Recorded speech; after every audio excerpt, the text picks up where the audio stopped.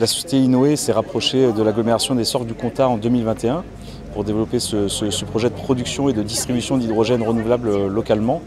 Et après, donc, on a associé également la société, l'agglomération du Grand Avignon. On s'est associé à travers Inoé et en même temps ça correspond au moment où nous sommes en train de mettre en place le pôle territorial. Donc ce qui regroupe toutes les collectivités. Il y a plusieurs axes. Il y a premièrement la production d'hydrogène, donc avec hydrogène renouvelable qui sera produit sur la commune de Sorgues et sur la commune de Vedène. Également de la distribution d'hydrogène, donc sur ces mêmes sites et peut-être sur des sites secondaires qui seront répartis sur l'ensemble du département du Vaucluse. Et également la production d'électricité solaire photovoltaïque. Donc ça c'est la partie énergie. Et après il y a la partie utilisation de cet hydrogène-là, donc avec différents acteurs qui sont dès à présent mobilisés dans le projet.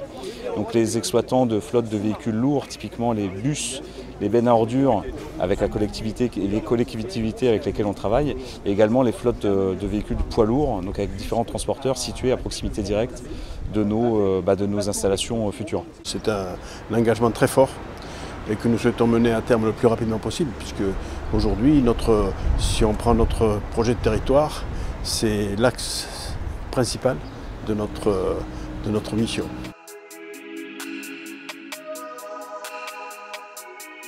Solaris est le constructeur leader en Europe sur les véhicules hydrogène et électriques.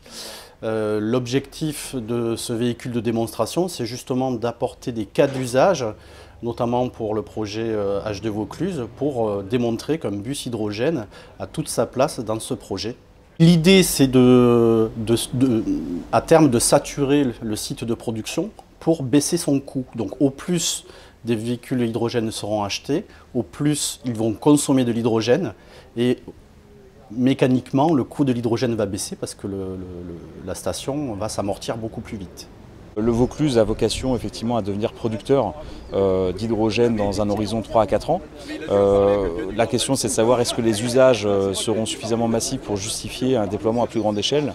Et à ce moment-là, Inoé sera ravi de répondre à ce challenge, à ce défi. Le Grand Avignon possède la plus grosse flotte de véhicules Solaris en France. Ce sont des véhicules diesel qui ont quelques années maintenant, mais là aussi, le Grand Avignon réfléchit à investir justement dans du véhicule hydrogène.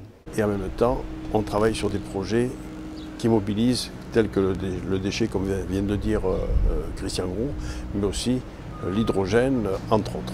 Et demain, on parle déjà d'une zone à faible émission sur l'aire urbaine du Grand Avignon.